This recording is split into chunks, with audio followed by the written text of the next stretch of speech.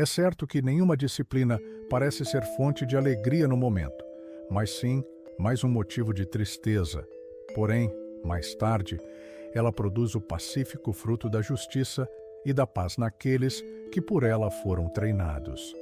Hebreus 12, 11. Se você realiza algo bom com grande esforço, o trabalho passa rapidamente, mas o bem perdura. Se você faz algo vergonhoso em busca de prazer, o prazer passa rapidamente, mas a vergonha perdura. Musônio Rufo. Imagine por um momento caminhar pelas ruas da Roma antiga, ouvindo os sábios falarem sobre a natureza do sofrimento e da serenidade. Ao mesmo tempo, em um canto isolado da Judéia, um líder espiritual ensina às multidões sobre o reino dos céus e o caminho para a paz interior. Ambos os cenários, distantes em geografia e cultura, convergem para uma verdade profunda.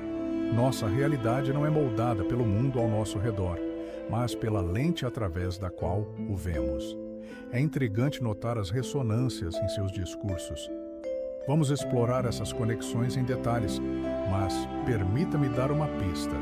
Sêneca refletiu, perguntando: por que você aponta as feridas dos outros quando está cheio de cicatrizes? Em contraste, mas com um tom semelhante, Jesus perguntou: por que você vê o cisco no olho do seu irmão e não percebe a trave no seu próprio? Claro, do ponto de vista cristão, não se pode equiparar figuras estoicas à figura de Jesus Cristo, e essa não é nossa intenção. Figuras como Sêneca, Marco Aurélio ou Epicteto eram mortais com suas falhas, enquanto Jesus é visto por muitos como a manifestação divina na Terra. Contudo, é inegável que ambos os legados continuam a inspirar e guiar gerações atuais. Neste material, exploraremos as semelhanças que, à primeira vista, nos deixam com uma pergunta em mente: Jesus poderia ter um coração estoico? Incentivo você a revisitar este conteúdo várias vezes para assimilar sua mensagem profunda. As conexões entre estoicismo e cristianismo são realmente reveladoras. À medida que as palavras de Jesus e Sêneca ressoam em nossas mentes, uma sensação de familiaridade nos invade. Embora seus ensinamentos possam ter surgido de culturas distintas e tradições aparentemente divergentes, ambos compartilham raízes em uma verdade universal. A percepção interior tem o poder de transformar nossa experiência externa.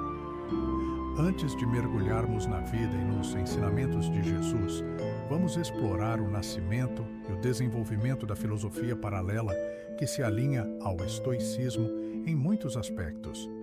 Nas ruas movimentadas de Atenas, o berço da filosofia ocidental no século IV a.C., o estoicismo nasceu sob a orientação de Zenão de Cítio.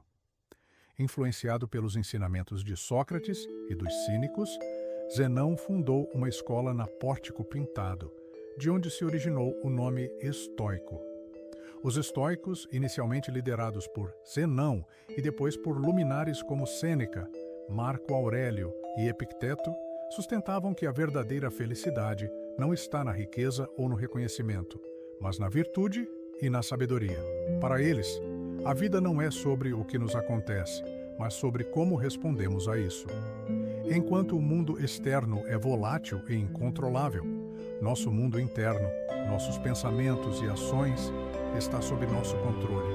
Aqui reside a essência de sua filosofia: viver em harmonia com a natureza, aceitar o que vier e encontrar paz interior por meio do autocontrole e da virtude.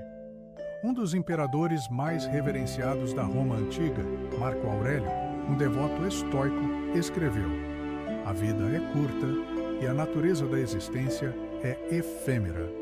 Viva como se estivesse em uma montanha. Semelhante à forma como Jesus ensinou seus seguidores a não acumular tesouros na terra, Marco Aurélio nos lembra da natureza transitória da vida e da importância de viver com propósito e significado. Com essas reflexões profundas sobre vida, morte e virtude, é inevitável questionar como esses ensinamentos estoicos se alinham aos de Jesus. O filho de um carpinteiro na distante Judéia estava familiarizado com esses pensamentos? Ou é possível que ele tenha chegado, independentemente, a conclusões semelhantes sobre a natureza humana e o propósito da vida? Enquanto mantemos essas questões em mente, vamos agora viajar para a Judéia e explorar a vida e os ensinamentos do próprio Jesus. Observei, mestre, que suas doutrinas colocam grande ênfase no amor ao próximo. Em Roma, também valorizamos o bem-estar de nossa sociedade, embora frequentemente o vejamos pela lente da justiça e do dever. Como você percebe esse amor e como ele pode se manifestar em ações concretas? Jesus, refletindo uma profundidade insondável em seu olhar, responde: ame o seu próximo como a si mesmo. Não há outro mandamento maior do que este. Evangelho segundo Marcos 12:31. O verdadeiro amor não busca o próprio benefício, mas se desdobra em ações para o bem dos outros.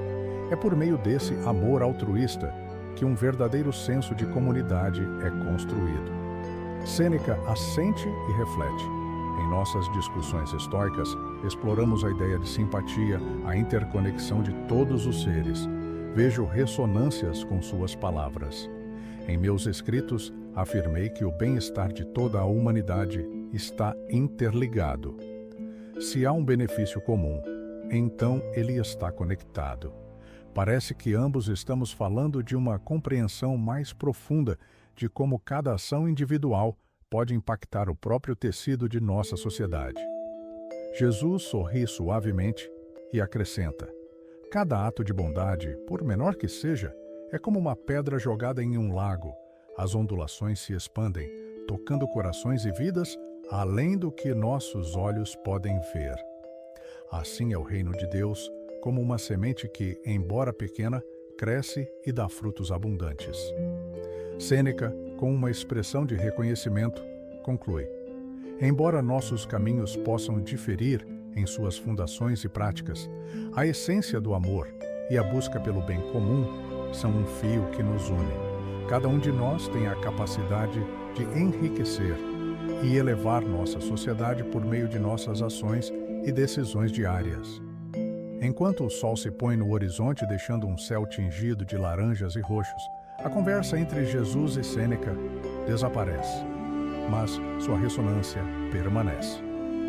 Ela nos lembra da importância eterna da compaixão, empatia e amor incondicional na construção de um mundo melhor.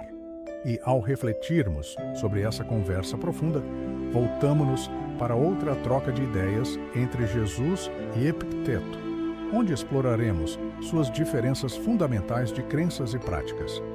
O ar torna-se denso em uma sala hipotética, onde, em um canto, Jesus está sentado, com seu olhar compassivo e sereno. Em frente a ele, Epicteto, com uma expressão reflexiva. O confronto de duas grandes mentes que, embora compartilhem valores universais sobre humanidade, moralidade e propósito, originam-se de fundamentos de crença diferentes. Mestre de Nazaré, Epicteto começa: ao longo da minha vida, sustentei que nossa vontade está ligada à razão e, por meio dela, alcançamos a verdadeira liberdade. O que você pensa sobre a natureza da vontade humana e sua relação com a fé? Jesus, sempre ponderado, responde: a verdadeira liberdade vem de conhecer a verdade, e a verdade vos libertará. João 8:32. Ele continua: a fé é a certeza do que esperamos, a convicção do que não vemos. Carta aos Hebreus. Epicteto assente, reconhecendo a profundidade da resposta. Em nossas reflexões, sustentamos que a razão, quando alinhada com a natureza, nos guia para a virtude. A fé, do meu ponto de vista, requer uma suspensão da razão e, embora poderosa, pode nos desviar da verdade objetiva. A isso, Jesus responde: toda árvore é conhecida por seus frutos. A fé, quando genuína, não contradiz a razão, mas a transcende, guiando o coração para verdades mais profundas e eternas. Epicteto, citando um de seus próprios ensinamentos, diz: não somos perturbados pelos eventos, mas pela interpretação que fazemos deles. Nesse sentido, nossa interpretação do mundo, guiada pela razão, determina nosso bem-estar. O ar na sala muda sutilmente, não em tensão, mas em profunda contemplação. Ambos reconhecem que, embora compartilhem o desejo de guiar a humanidade para a paz interior e a virtude, seus caminhos divergem fundamentalmente na forma como percebem e se relacionam com o mundo. Essas diferenças nos levam a considerar as raízes teológicas do cristianismo e a visão de mundo estoica. Enquanto o cristianismo sustenta uma visão teocêntrica do universo, o estoicismo inclina-se para uma perspectiva baseada na natureza e na razão. Ambas as filosofias têm seus méritos e nos oferecem lentes diferentes para interpretar e experimentar o mundo. Com esse quadro em mente, é essencial mergulhar mais fundo nessas diferenças e considerar como essas perspectivas podem se enriquecer mutuamente. A sala, ainda impregnada com o diálogo anterior entre Jesus e Epicteto, agora é preenchida por um novo ar de reflexão. Enquanto a fé cristã propõe um Deus pessoal, que intervém e cuida da humanidade, o estoicismo percebe o cosmos como uma entidade racional, uma totalidade governada pelo que chamam de logos ou razão universal. O cristianismo, com sua rica teologia, fala de um Deus amoroso que se fez homem em Jesus de Nazaré. Essa divindade, em um ato incompreensível de amor, encarna para redimir a humanidade de suas falhas. Trata-se de uma religião baseada em relacionamento, na interação entre o divino e o humano, entre o Criador e suas criaturas. Por outro lado, os estoicos veem o mundo como um reflexo de uma ordem lógica e natural. Não é necessariamente um Deus pessoal que governa, mas uma razão universal, um logos que permeia e estrutura toda a existência. Sêneca, um dos estoicos mais proeminentes, menciona em suas cartas a Lucílio: Deus não está separado do mundo, ele está dentro dele. Essa perspectiva promove a ideia de que viver em harmonia com a natureza e suas leis é o caminho para a sabedoria e a virtude. Apesar de suas diferenças, ambas as visões podem se complementar. O foco teológico do cristianismo enfatiza a importância do relacionamento e da graça, enquanto o estoicismo, com seu foco na autodisciplina e autocontrole, pode oferecer uma estrutura prática para viver essa graça no dia a dia. No final dessa exploração, nos deparamos com uma pergunta essencial. É possível combinar a profundidade da teologia cristã com a prática e a razão do estoicismo? Pode Jesus, com suas lições revolucionárias sobre amor e graça, ser considerado, de alguma forma, um Messias estoico? Kevin Rowe, renomado especialista em Novo Testamento da Universidade de Duke, destaca como o estoicismo e o cristianismo compartilham paralelos e pontos de convergência ao longo da história. No século II, Tertuliano referiu-se a Sêneca como nosso Sêneca ou Sêneca nosso. Já Jerônimo simplesmente o chamou de nosso. Agostinho, na obra A Cidade de Deus, também reconhece a influência de Sêneca.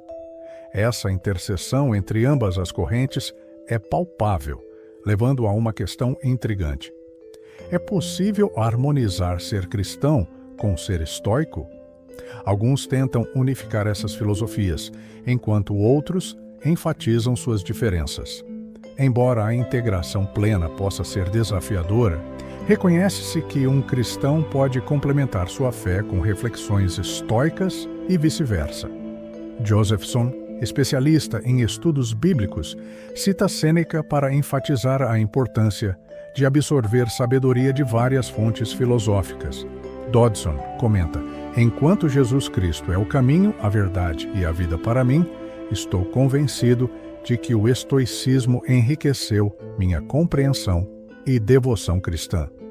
Kevin Bosch, especialista em psicologia clínica e autor de Entre o Pórtico e a Cruz, apoia essa visão e acrescenta: Durante minhas pesquisas, descobri surpreendentes semelhanças entre as ideias de Epicteto e algumas posturas cristãs modernas sobre questões como família e ética reprodutiva. Sem rotular os estoicos como cristãos, é inegável que oferecem perspectivas enriquecedoras para todos. Com o diálogo filosófico entre Jesus e Epicteto como fio condutor, percebemos que, apesar das diferenças fundamentais entre cristianismo e estoicismo, há um terreno comum que pode ser explorado. Ambos os sistemas oferecem respostas para questões existenciais, convidando seus seguidores a transcenderem as circunstâncias imediatas e a viverem com propósito. O cristianismo apresenta uma visão de redenção por meio do amor e da graça divina. Ele enfatiza que a transformação do ser humano não depende exclusivamente de sua força ou razão, mas de uma relação pessoal com Deus. Por outro lado, o estoicismo se volta para a razão como um guia para a virtude, oferecendo ferramentas práticas para enfrentar os desafios da vida. Ambas as filosofias destacam a necessidade de aceitar o que está fora de nosso controle e concentrar esforços no que podemos mudar. Esse princípio, fundamental para os estoicos, também ressoa na ideia cristã de entregar a Deus aquilo que pertence a Ele. Imagine Jesus e Epicteto encerrando sua conversa com uma troca de ideias sobre como o homem pode atingir a verdadeira paz interior. Epicteto: a paz está em conformar-se ao Logos universal, aceitando com serenidade o destino que nos é dado. Jesus: a paz verdadeira está em mim, pois eu ofereço um descanso para a alma que o mundo não pode dar. Não é o conformismo ao destino, mas a confiança em um Deus que ama e cuida de cada detalhe de nossas vidas. Epicteto sorri, admirado pela profundidade de tal afirmação, enquanto Jesus continua: há verdade em suas palavras, Epicteto. Ensinaste aos homens a não se perderem nas tempestades da vida. Mas eu venho para aquietar essas tempestades e trazer uma paz que ultrapassa toda a compreensão. Para aqueles que vivem na modernidade, esse encontro hipotético entre Jesus e Epicteto oferece lições práticas e espirituais. Aceitação e ação. Como Epicteto ensinou, aceite aquilo que está além de seu controle. Mas, como Jesus ensinou, coloque sua confiança em algo maior para que suas ações tenham propósito. Virtude e graça. A busca pela virtude é essencial, mas reconhecer que não somos perfeitos e que precisamos de graça para superar nossas falhas nos torna mais humanos. Paz interior. A serenidade não vem apenas da razão ou da fé isoladamente, mas da integração dessas duas dimensões na forma como vivemos. O encontro entre filosofia e teologia nos inspira a buscar uma vida mais plena e significativa. E nesse ponto, a pergunta essencial se torna pessoal. Como você pode integrar essas lições em sua vida diária? Se você achou este vídeo esclarecedor, curta, compartilhe e se inscreva no canal para mais sabedoria estoica. Vamos construir juntos uma comunidade de vida intencional e de crescimento pessoal. Fique seguro, permaneça estoico e obrigado por assistir.